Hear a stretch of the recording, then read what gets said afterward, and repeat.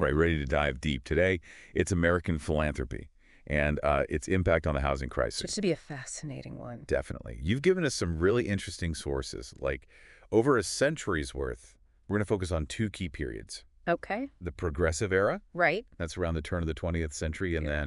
then the period from the 1980s to today. Okay. So like a journey through history, right? Mhm. Trying to find patterns and lessons to help us understand how giving has shaped, the places we call home. It's interesting. These two periods, even though they're decades apart, they kind of mirror each other in the challenges they faced and even the responses they got from philanthropy. Oh, interesting. Yeah, both had like huge economic shifts, exploding urban populations, and this constant struggle to find the right balance between private charity and government action when it comes to housing. It's like history rhyming, isn't it? Kind of, yeah. Okay, so let's start with the Progressive Era. So picture this. Cities are just overflowing with immigrants, industries changing everything, and these reformers, kind of driven by a mix of social conscience and maybe a little bit of class-based paternalism, they're stepping in to tackle this housing crisis. Yeah, it's like moral police force meets the very first social workers. Yeah, wow. These reformers, a lot of them were wealthy philanthropists. They were genuinely horrified by the conditions in the slums. They saw it as their duty to, elevate the poor, give them a better life. So they set up settlement houses, teaching immigrants English, Yeah. job skills, even like hygiene and cooking. Exactly. Yeah. Hmm. It's interesting to think about their intention. I mean, it's good intentions, but maybe a little bit of, we know better, wouldn't you say? Absolutely. And alongside that caregiving, they really believed in the power of model housing projects. Uh-huh. These model tenements, as they were called, Right. they were designed to prove that private investment could solve housing issues. So these limited dividend organizations, they aimed for a modest profit, right? But they also wanted to provide better conditions than those awful overcrowded slums. Yeah, better conditions for sure. Some even had courtyards, to keep kids safe and off the streets. It sounds kind of idyllic when you describe it like that. Yeah, on paper it did seem like a promising solution, Right. but the reality of housing economics and the deeper societal prejudices, that's where things got complicated. Right. Even with good intentions and subsidized rents, good quality housing still cost more than a lot of the poor could afford. And sadly, a lot of those model tenements, they ended up becoming slums themselves. It's like the classic case of good intentions, but not quite hitting the mark. Yeah. But, I mean, it's important to note, these reformers weren't totally naive, right? They began to see the limits of just charity and started pushing for, like, wider public policy reform. Exactly. Guys like Lawrence Vaylor, he was a key figure in this era. He really championed things like housing codes, regular inspections, and even dedicated government agencies to enforce those standards. It's a big shift, isn't it? Yeah. Like moving away from just relying on private action. Huge shift. And we still see the impact of those efforts today, right? Absolutely. I mean, think of the New York Tenement Law of 1901. Mm-hmm. That was a direct result of this push for reform, and it still shapes housing in New York City to this day. A real testament to how powerful, well-designed policy can be in creating lasting change. Yeah. Of course, the story doesn't end there. From the Depression to the 1970s, the government kind of took on a larger role in housing.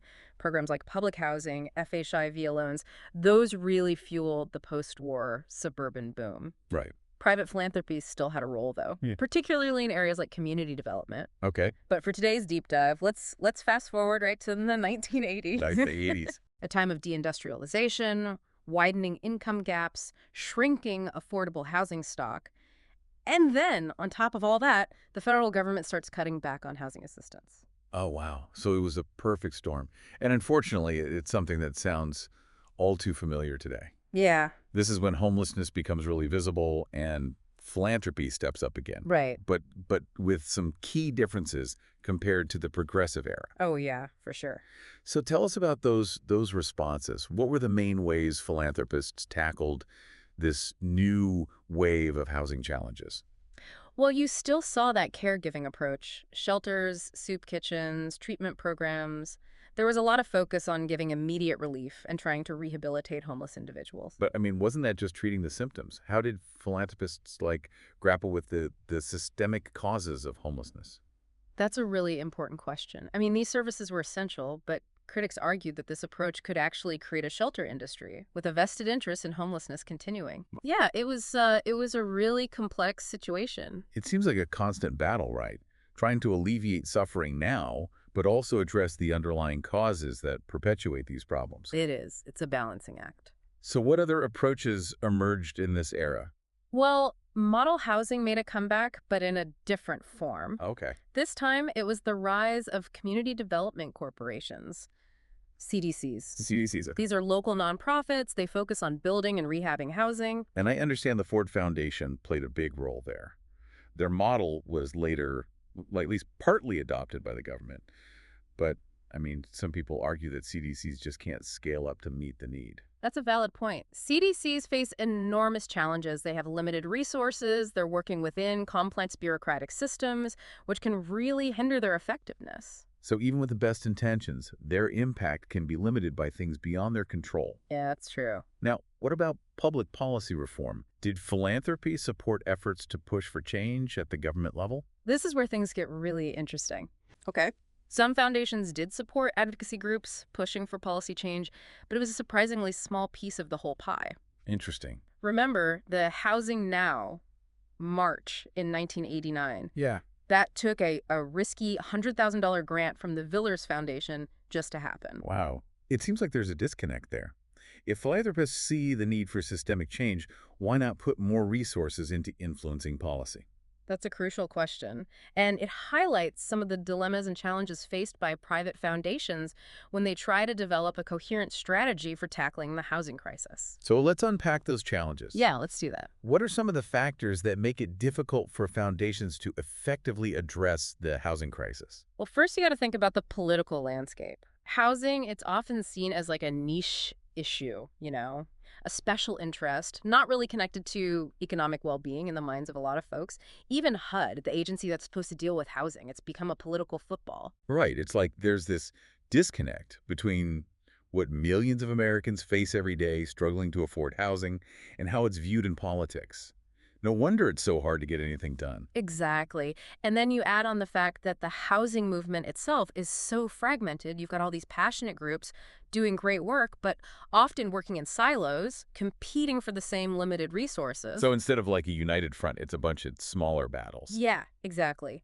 And don't forget, foundations, they want to do good, but they have their own rules and priorities. It's not just about writing a check and hoping for the best. Nope. There's all this decision-making, bureaucracy, evaluation. It gets complicated. And each foundation has its own guidelines, funding cycles, even philosophies about what works, right? Oh, yeah. So you have these grassroots groups spending tons of time trying to meet each foundation's specific requirements. It takes time and energy away from actually doing the work. Gotta be frustrating.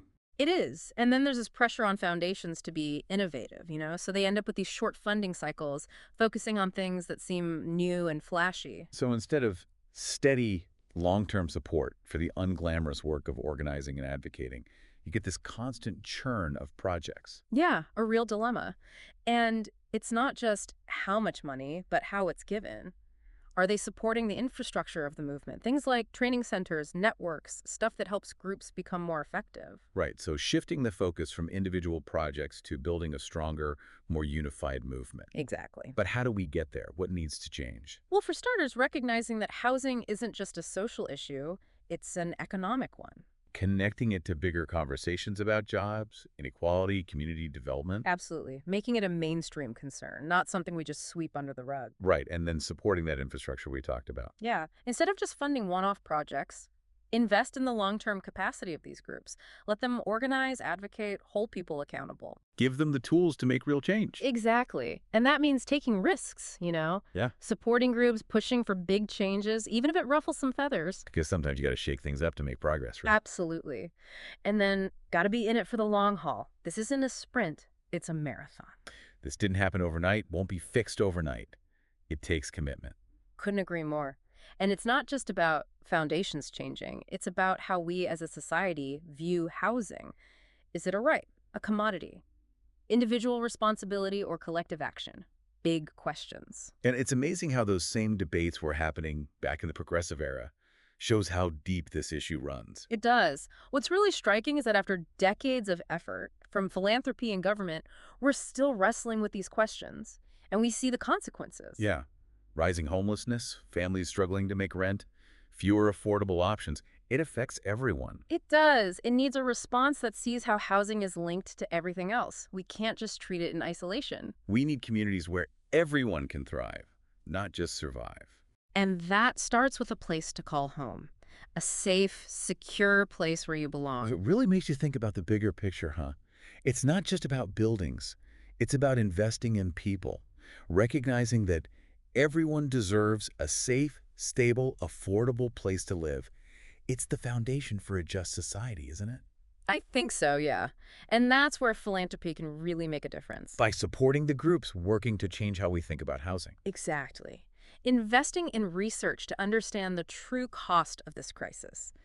Using their influence to advocate for policies that actually help those most affected. So it's about moving beyond that traditional charity model Right. and taking a more strategic, systemic approach. Because philanthropy, at its core, it's not just about giving money. It's about using resources to create a better world. And with the housing crisis, it's about making sure everyone has a place to call home. A place where they can feel safe, secure, part of something bigger. So as we wrap up this deep dive, here's something to think about. What if we stopped thinking about housing just as a necessity and started seeing it as a catalyst? A catalyst. Yeah, for broader social and economic progress. Interesting. What if investing in affordable housing wasn't seen as an expense, but an investment in our community's futures? I like that. What if we all took the time to understand this crisis and figure out how we can contribute to solutions? Because it's not just on philanthropy, it's on all of us. Creating a more just and equitable society starts with ensuring everyone has a place to call home. We hope this deep dive has given you a new perspective on the history of philanthropy and housing.